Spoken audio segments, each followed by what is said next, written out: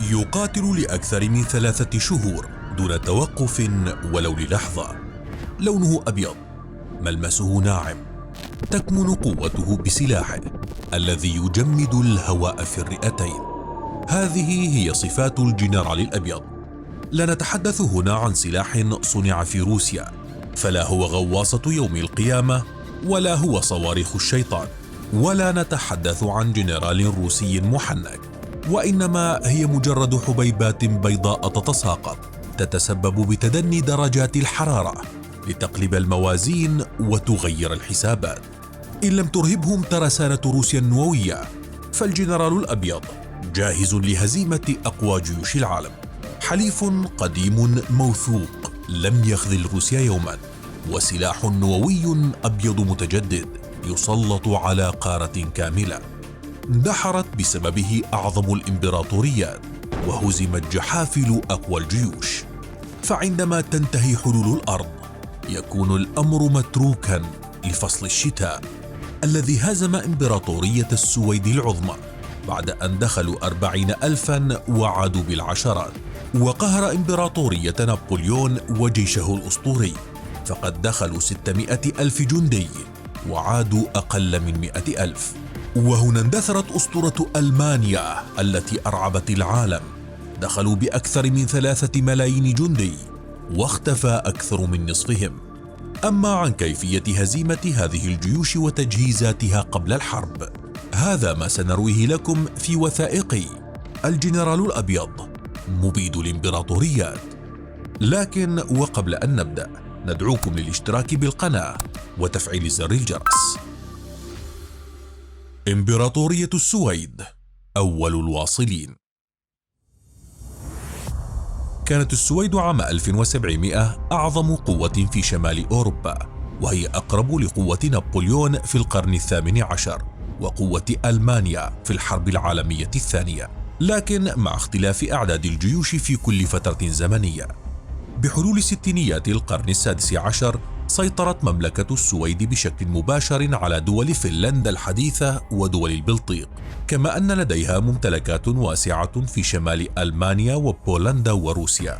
سيطر أسطولها أيضا على بحر البلطيق، وتمكن تشارلز ال11 من الدفاع عن إمبراطوريته الواسعة ووسع نفوذها بشكل كبير، لكنه كان يواجه مشكلة العدد السكاني الضئيل لإمبراطوريته، وبالتالي جيش تعداده أقل. ولتغطية هذا النقص اعتمد على تسليح الجيش بشكل متطور وتقسيمه إلى فرق صغيرة وتدريبه بشكل احترافي. لكن الملك توفي بينما كان لا يزال شابا، وبدا أن أحلامه بالتوسع والتمدد على وشك الانتهاء، خاصة أن الحاكم الجديد هو ابنه تشارلز ال12 والذي لا يتجاوز عمره 15 عاما. لذلك استغلت كل من الدنمارك وبولندا وروسيا الفرصة لعقد تحالف ثلاثي ومهاجمة السويديين في شمال ألمانيا وفي دول البلطيق. وبهجومهم ذلك بدأت الحرب الشمالية العظمى. بدا وكأن الملك الشاب سيفقد إمبراطوريته، لكنه سرعان ما أثبت عبقريته العسكرية وأمر بشن هجوم مفاجئ على كوبنهاجن وأخرج الدنماركيين من الحرب، ثم حقق انتصارا كبيرا على الجيش الروسي الذي يفوقه بالعدد في معركة نارفا عام 1700. وشن أيضا حملة عسكرية إلى بولندا وعين ملكا خاصا به عليها ليصبح دميته. في عام 1706 حققت القوات السويدية بقيادة الجنرال رينشولد انتصارا مدمرا على الروس في معركة فراوستادت. بحلول ذلك العام كان كل أعداء تشارلز ال12 قد هزموا، وأصبح يلقب باسم اسكندر الغرب نسبة إلى الإسكندر الأكبر. ولم يبقى في الحرب إلا القيصر الروسي بطرس الأكبر الذي دعا لإجراء مفاوضات من أجل السلام، لكن ملك السويد رفض ذلك وقرر غزو روسيا، وبرر ذلك بقوله: لقد عقدت العزم على عدم بدء حرب ظالمة مطلقا، لكنني لن أنهي حربا شرعية إلا بهزيمة أعدائي. حشد تشارلز جيشا كبيرا يتألف من 50,000 رجل، معظمهم من السويديين والفنلنديين، وبدأ الجيش السويدي بالزحف نحو الأراضي الروسية. أيقن القيصر الروسي استحالة هزيمة الجيش السويدي المدرب والقوي، لذا لجأ إلى الخطة التقليدية التي تشتهر بها روسيا دون غيرها والتي ستكررها فيما بعد، وهي التراجع وتجنب مواجهة الجيش السويدي، إضافة إلى إحراق المحاصيل وإتلاف كل ما يصلح للغذاء، وذلك من أجل تجويع الجيش السويدي الذي بدأ بتناول لحم أحصنته. وفي ذات الوقت كان الروس يهاجمون التعزيزات السويدية لقطع الإمدادات. ومن سوء حظ الجيش السويدي أنه في ذلك العام عاشت أوروبا أسوأ شتاء لها منذ عقود، ليتجمد الآلاف من الجنود السويديين من شدة البرد. في صيف عام 1709 خسر الجيش السويدي ما بين 20 إلى 30 ألف جندي بسبب الجوع والبرد، فاستغل القيصر الروسي التفوق العددي لقواته وهاجمهم في منطقة بولتافا التي تقع في أوكرانيا حاليا، وتمكن من هزيمة الجيش السويدي والقضاء عليه. أما ملكهم تشارلز فقد نجا بعد أن فر برفقة 500 من جنوده، وبذلك فقدت إمبراطورية السويد عظمتها وبدأت تخسر ممتلكاتها تدريجيا. هذه هي أول المعارك التي خاضها فصل الشتاء إلى جانب روسيا وساعدها على دحر الغزاة، ومن ذلك الحين اكتسب الشتاء لقب الجنرال الأبيض. أسطورة بونابرت والشتاء الحاسم. السيف مسلول الآن للقضاء على البرابرة، يجب دفعهم مرة أخرى إلى جليدهم حتى لا يأتوا في المستقبل ليشغلوا أنفسهم بشؤون أوروبا المتحضرة. هذه هي كلمات بونابرت عندما كان في طريقه نحو روسيا. وبعد أشهر من نابليون بونابرت إلى زوجة الإمبراطورة ماري لويز: الشتاء كان كارثتنا، أصبحنا ضحايا الطقس الروسي.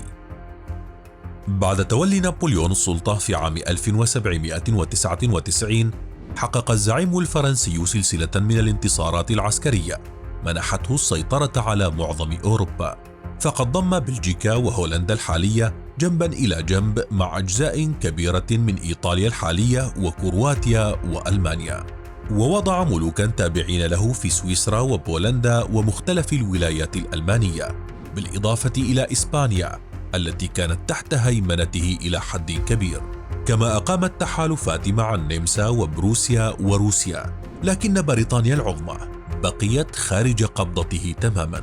في عام 1806 قرر نابليون معاقبة البريطانيين بفرض حظر أصبح يعرف باسم الحصار القاري، وذلك بعد أن اتفق مع روسيا الشريك الاقتصادي الرئيسي لبريطانيا على وقف تصدير الخبز والأخشاب والمفروشات، فانخفض حجم التجارة الخارجية لروسيا من 120 إلى 83 مليون روبل، ووصل عدد السفن المرسلة إلى بريطانيا إلى 65 سفينة بعد أن كان يفوق عددها 3500 سفينة. فوقعت روسيا في أزمة اقتصادية خانقة، اضطر الروس على إثرها تجاهل نابليون وإعادة التجارة مع بريطانيا. ومن أسباب نقض العهد مع نابليون هو أصول الأخير، فهو لم يكن من الطبقة الأرستقراطية، وكانت جميع دول أوروبا تنظر إليه بدونية. وهذا ما يظهر بشكل لافت عندما طلب نابليون أخت القيصر الروسي للزواج، فرفض بحجة أنها صغيرة، وسرعان ما زوجها لدوق ألمانيا. هذه هي الأسباب المباشرة لتحرك نابليون نحو روسيا، والتي اعتبرها حليفا طبيعيا لفرنسا. لذلك جهز جيشا وصل تعداده إلى نحو 650 ألف جندي وزحف نحو روسيا. لم تكن نية نابليون احتلال روسيا، وإنما أراد أن يعقد اتفاقية جديدة مع القيصر الروسي لإحكام قبضته على أوروبا ومحاصرة بريطانيا. أما تعداد الجيش الروسي فلم يتجاوز 200 ألف جندي، فارق كبير بين تعداد الجيشين. لذا قررت روسيا الاعتماد على الجنرال الأبيض، حليفها التاريخي الذي لا يخذلها أبدا. فبينما كان الجيش الفرنسي يتقدم، كان الروس يحرقون القرى والمدن، والفلاحون يحرقون محاصيلهم الزراعية. وكانت معركة بورودينو هي أولى المعارك الحقيقية التي وقعت بين الطرفين، شهدت قصفا عنيفا بين الطرفين، وكانت الخسائر هائلة من كلا الجانبين، حيث بلغ مجموع الضحايا حوالي 70 ألفا. وبدلا من الاستمرار في الحرب انسحب الروس وتركوا الطريق إلى موسكو مفتوحا. دخل الفرنسيون العاصمة موسكو وكانت خالية من السكان وغارقة في النيران بعد أن أشعل سكانها الحرائق فيها. انتظر نابليون في موسكو وصول الإسكندر طويلا ليجبره على اتفاقية سلام، لكنه خالف توقعات نابليون ولم يأتي. في هذا الوقت بدأت الثلوج بالتساقط، وأدرك نابليون متأخرا أن جيشه لن يصمد طويلا، فقد انخفضت درجات الحرارة إلى ما دون 30 درجة، وانتشرت الأمراض والأوبئة بين أفراد جيشه، بالإضافة إلى النيران التي كانت تحاصر الجيش الفرنسي أينما حط رحاله تزامنا مع المقاومة الشعبية. وفي نهاية الأمر انخفض عدد جيش نابليون من 600 ألف جندي إلى 100 ألف فقط، وفيما بعد تلقى هزيمة نكراء من جيوش أوروبا المتحالفة أدت إلى تخليه عن الحكم ليعيش منفيا حتى وفاته. سيطر نابليون على أوروبا بشكل شبه كامل، وكانت قواته آنذاك لا تضاهى، ولم يكن أحد يتوقع انهيار جيشه الأسطوري بهذا الشكل أمام الشتاء الروسي، وهذا ما سيتكرر أيضا مع الجيش الألماني. اختفاء الملايين، أسطورة الجيش الألماني. تشابهت ظروف الغزو الألماني لروسيا إلى حد كبير مع غزو نابليون بونابرت، وكأنما التاريخ يعيد نفسه ولكن برجال آخرين، فالطرفان أرادا تحييد روسيا تجهيزا لحرب نهائية مع بريطانيا من خلال ضمان عدم تدخل الأولى في الحرب. في 22 من يونيو عام 1941 بدأت ألمانيا غزوها للاتحاد السوفيتي. جميع المؤشرات كانت تشير إلى أن ألمانيا ذاهبة إلى نزهة نظرا لسهولة العملية وليست ذاهبة إلى الحرب. بالإضافة للنفوذ، أراد الزعيم الألماني من هذه الحرب تحقيق مكاسب اقتصادية، خاصة في أوكرانيا الغنية بالموارد النفطية والغذائية، فهي كانت تعتبر سلة الغذاء للاتحاد السوفيتي. وقال في ذلك الزعيم الألماني أنه من الظلم أن يمتلك 60 مليونا من الروس سدس مساحة الكرة الأرضية، بينما يعيش 90 مليون ألماني في قطعة صغيرة من الأرض. بدأ الزحف الألماني نحو روسيا بأكثر من 3 ملايين جندي.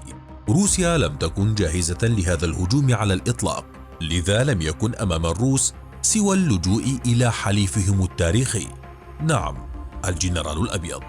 بدأ الجيش الروسي بسياسة الأرض المحروقة المعتادة، وذلك لمنع الألمان من الاستفادة من الموارد في الأراضي التي يحتلونها. أبدى الجيش الروسي صمودا كبيرا أمام هجمات الألمان المدمرة، وراهن الروس على الوقت والبرد بانتظار الشتاء.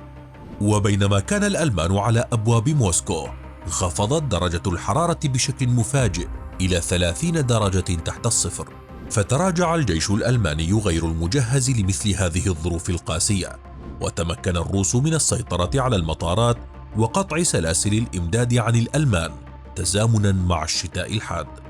وبهذا وقعوا في شرك الروس الذين حاصروهم بالبرد والجوع والقتال المستمر.